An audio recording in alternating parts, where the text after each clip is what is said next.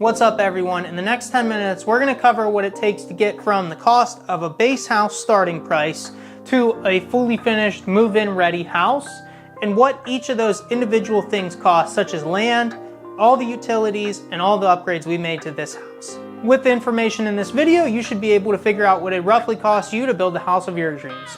Now, starting with land, we were lucky and we were given the land, but the land appraised at $60,000 for 4 acres. Depending on where you're trying to get land, the price is gonna widely vary. So this is something that you're really gonna have to figure out on your own, and I won't be able to provide a great baseline for. Moving on to utilities, this is gonna be a high-level breakdown of the cost of utilities. If you want a full breakdown, there is another video on the channel about that, but this will just be the cost. So starting with electric, the homeowner is responsible for the trenching and laying of the conduit. The electric company and Wayne Homes do everything else. That cost us $2,700. We had to trench about 150 foot, and the majority of that cost was the conduit.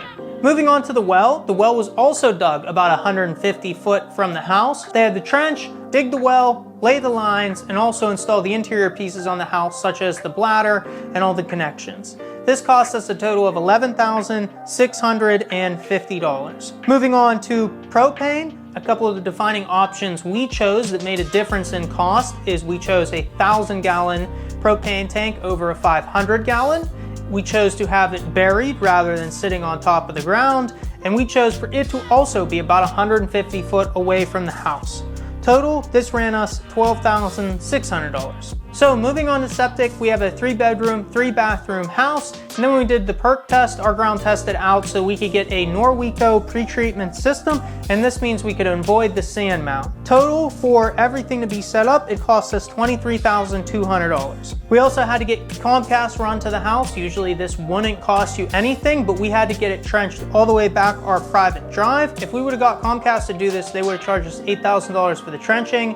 I rented a trencher and did it myself, so this cost us $700. We had to get a driveway put in, so the cost of digging out the driveway and then backfilling it with the limestone and the heavy stone so it just doesn't sink right in was around $10,000.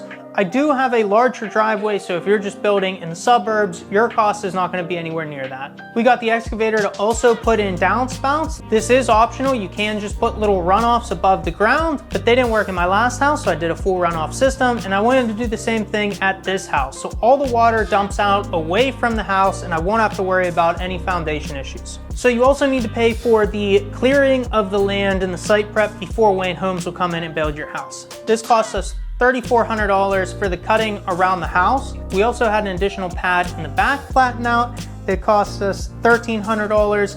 And then we also chose to go with our own excavator for the final grade. That cost us $1,000, but we also got a $1,000 credit back from Wayne Homes. All in, including the utilities and the site prep costs, that puts us right around $70,000 that you'll want to put aside for your home site allowance. Now, before we move on to the house upgrades, we need to talk about the overall house, which, as we saw at the beginning of the video, had a base price of $295,000. So that $295,000 is not for the outside to look like this. This is the farmhouse upgrade. It's for the classic house. To get the farmhouse upgrade, you're going to be looking at another $34,000, bringing the base price of the house to $329,000 for a starting cost. Moving on to the main floor, we started with a good blueprint choosing the house we did, but we definitely wanted to customize some things. The first thing being, it comes with an 8-foot ceiling, and we upgraded to 9-foot ceilings. The next thing being the different color paint down here than in the bedroom. So Wayne Homes comes standard with one color of paint. You can add additional colors to use as you want. So we added an additional color for the main area of the downstairs. We have 4 dogs and a baby, so we upgraded the carpet and the padding underneath as well, both of them making them more resistant to stains and accidents from the dogs. One of the most notable changes we made was the upgrade to the windows. This room originally comes with 4 windows right here that aren't quite this size. We chose to remove those windows and go with the 9 windows you see here. And then we also duplicated this layout and put it on this wall for an additional 9 windows. Since we upgraded the windows, I wanted to be able to see out the back windows as you walk in the front door. So there was a powder room that originally went here. We moved that powder room over to behind the kitchen so that when you walk in the door, you can see right out the windows. So we moved the powder room from our main room over into this area. Now it doesn't cost any money to actually move the powder room, but it does cost money if you're removing a load-bearing wall and they need to put an LVL, which is what we had to replace the powder room with, so that was an upcharge. Once we remove the powder room, as we walk towards the front door, we wanted to be able to see through the front door out the back windows, so we upgraded the one single front door to the two double doors here. This was actually cheaper with the door that came standard with the farmhouse upgrade. We saved money by going from one door to two doors, which allows us to also easily bring in larger pieces of furniture. And then the last upgrade we did that affects the first floor and the second floor is there was originally a half wall that goes here. We replaced it with rod and spindle railing to let through more light from the foyer window, but also from our great room windows. With all the upgrades we just talked to, it comes to a total of about $19,000. In the kitchen, we made a couple changes as well that resulted in pretty much a whole kitchen redesign, which they did for free. You just have to pay for the changes that cause an upcharge, such as we added a window that wasn't originally here, so we had to pay for the window. When we added the window, we also moved the sink over here. We moved the sink from the island to this counter over here. Moving the sink doesn't cost any money. We did upgrade the sink from what comes standard to whatever this is. Now, because the powder room is over here, we also had to move the fridge and these cabinets. That was no cost. One additional thing we did to separate the kitchen from the mudroom was add a pocket door. So we didn't upgrade any cabinets, but we did upgrade cabinet doors, which were these ones. We upgraded them to glass from the normal cabinet doors it comes with. So all in all, for the kitchen, those upgrades cost around $2,500. Now, moving into the garage, this is where most of our upgrade money went. So starting with the standard garage, we pulled it out 2 feet. That cost $65 a square foot because that is a 10-foot ceiling. We also added 3 floor drains. We added 1 in the main garage and 2 in the addition. We added hot and cold water spigots out here, both for a sink hookup and for hose hookups. And the last modification in the main garage is they come standard with a 7-foot garage door. We upgraded to an 8-foot garage door. Now into the additional 4-car garage that we added. This garage has a ceiling height of 12 foot. It is about another $30 per square foot for every 2 additional foot you go higher. So this was 12 foot high. It was charged at $95 a square foot. And this is a 48 foot by 22 foot garage, bringing the garage cost to add this to $100,320. We can't stop there because originally there is a wall that goes right here and separates the garages. We had that removed and replaced with an LVL beam. In addition to the garage, you need doors to get the cars in and doors to get people in. So we added the full-size double garage door that is also 8 foot. And then we added a 9 foot by 10 foot garage door in the back so you can drive the car right through or get cars in and out of the back or the front. We added 2 additional man doors, one on the left-hand side and one on the right-hand side, leading to the backyard and the side of the house. And because we chose the upgraded farmhouse package for the house, that means we have different lights and siding. So we wanted the front of the house to match. It was an additional cost for the board and batten siding on the front of the garage. It was an additional cost for the garage doors to match and for the hardware to match as well. We also matched the front lights. Now, when we added this additional garage, the 3 lights came included and 1 outlet came included. We added a ton of additional outlets. I think we added 20 outlets throughout the garage. We added outdoor floodlights. We added a whole other sub panel in the garage.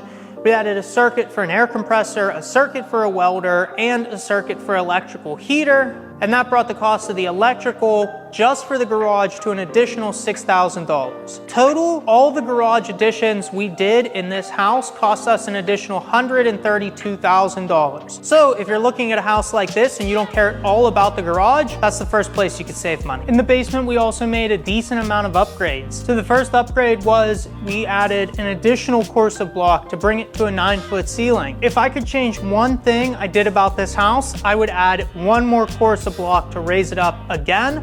With the beam, with the piping, with everything run under the joists, it would be nice to have that additional headroom.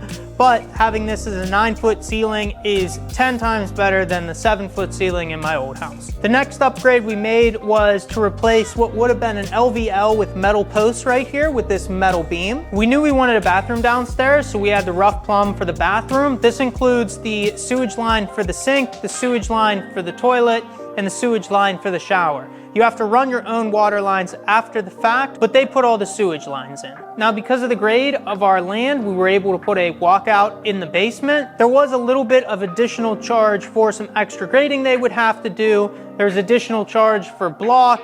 There was the charge for creating the walkout, and then there was also the charge for the door that included the light and switch outside. That brings the grand total for the basement to around $13,000. So another shout out to Wayne Homes. We didn't pay for any of the upgrades in this bathroom. We're still gonna go over what they would have cost, but when we went to our first appointment, they added all of these for free before we even signed anything, and they carried all the way through every change we made, all the way up to the final where we got $10,000 in incentive, which covered everything in this bath. So the upgrades in this bathroom include a luxury bath upgrade, which comes with the window and I think it was a garden tub. They further upgraded the garden tub to a standing tub. And then they gave us the double vanity with the lights and mirror above as well. Now that we talked over everything in detail, let's do one final recap and get a final price for what it costs to build the house. So the house was originally marketed as starting at $295,000. We got the land for free, so didn't need to add anything to that. All the utilities and site prep added another $70,000 on top of that. We chose to upgrade from the classic to the farmhouse elevation. This cost us an additional $34,000. The updates we did to the garage were by far the largest cost of upgrades.